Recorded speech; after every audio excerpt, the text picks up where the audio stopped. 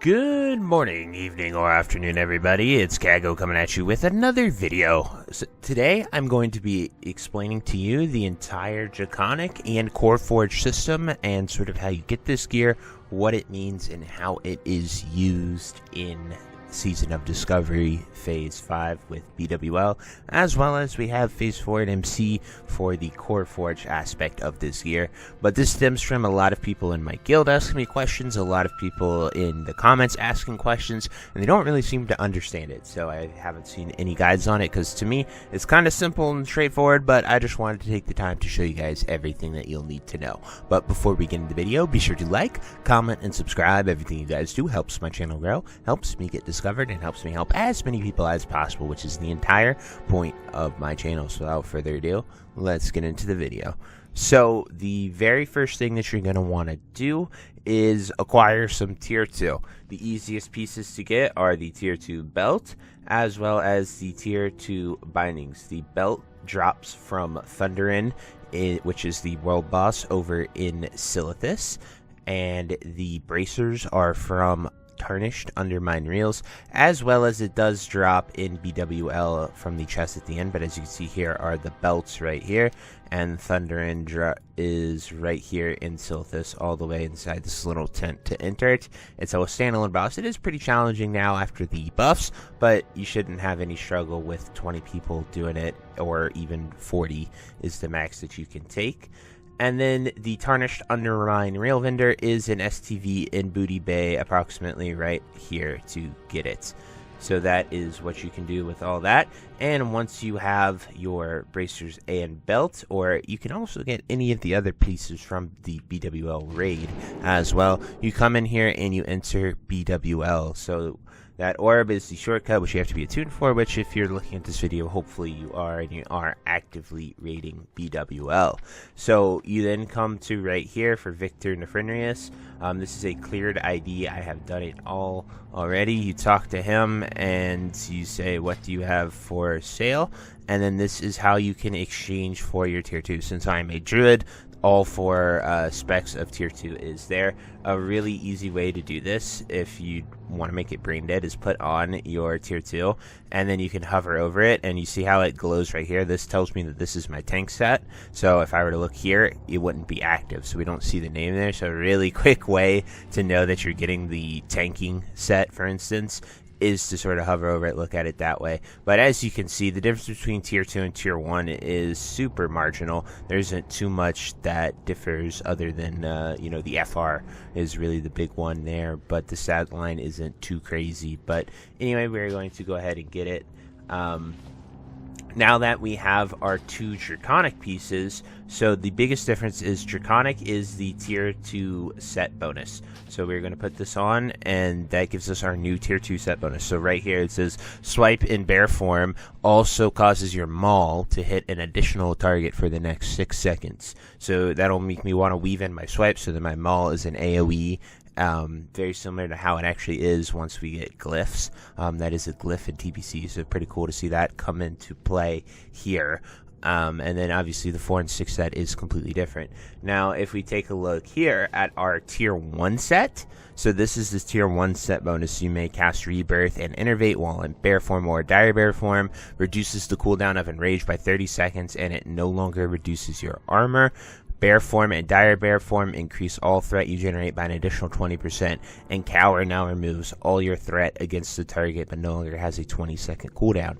So that is the 2 set pieces. That is the tier 1 set bonus. And what Coreforged gear is taking these tier 2 pieces and how they are Draconic and giving them the tier 1 set bonus that we just went over there. So if I were to make these Coreforged pieces, I would get that 6 set where my dire bear form, my bear form and dire bear form increase all threat you generate by an additional 20%, and Cower now removes all threat against the target but no longer has a 20-second cooldown. So that is something I can do, and I'm actually going to go do that now, so then I can show you the mix match and keeping all that fun gear there, because Druid pretty much uses Draconic, but in 2 Coreforged to keep your rebirth and innervating, and the 2 Coreforged pieces don't really matter which ones they are, so I'm using the 2 that I have here to show you that. So we are going to jump down here, and now we are going to go to Molten Core to go and exchange that gear. So I'll see you when we get to MC. Voop. So funny enough, I actually have a cleared MC instance, and while the trash is gone, you still have to run to Ragnaros's room here to access the tier vendor. There isn't really any other way to go about it, which kind of sucks, but you know, it is what it is. If you have a non-cleared ID, you can just go to Duke Hydraxis right at the beginning of it and just sort of get your gear that way, but it's all good having to run here to Duke Hydraxis. So I talked to him here, and as you can see, he has the Coreforged tier 2 sets as well as all of the tier 1 gear.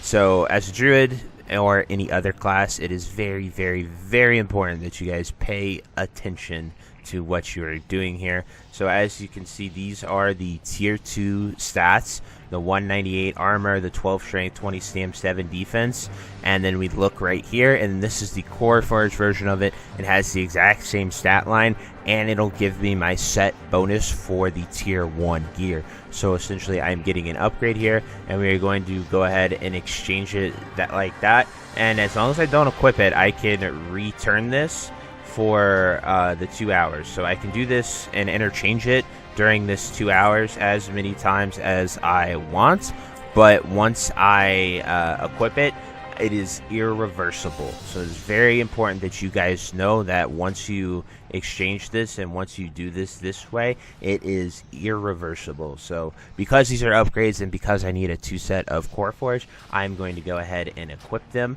and then my tanking gear is going to be better. But as you can see, now that I have done that, it does give me my 6 set for tier 1 again, instead of having a 4 set and a 2 set right there. But as you can see, I now have this gear, and then I'm going to go ahead and take off my waist guard, and I'm going to just show you again that now that I have equipped it, it only just vendors. There's no exchange here. I cannot undo it. I cannot go from a Coreforged piece to a Draconic piece. So very important to make sure that you do not mess this up, guys. Otherwise, you're going to be hating yourself for a bit. But anyway, that is pretty much the entire Coreforged and Draconic system explained to you in as much detail as possible. I should have probably made this guide a little bit ago, but you know, I've been busy covering a lot of the news, a lot of speculation, and honestly, ZG is so much more to explain, and so this was, you know, took it a little afterthought, but I got it to you now, and hopefully this helps you guys out a ton. But anyway, I truly hope you enjoyed this video, and until next time, I'll see you later. Have a great day. Bye-bye.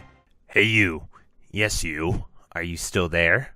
Well, I appreciate you for taking the time to watch this entire video and making it to the end here. If you enjoyed this video, definitely check out the other videos about World of Warcraft listed in these playlists down below. And thank you again. Have a great day. Bye-bye.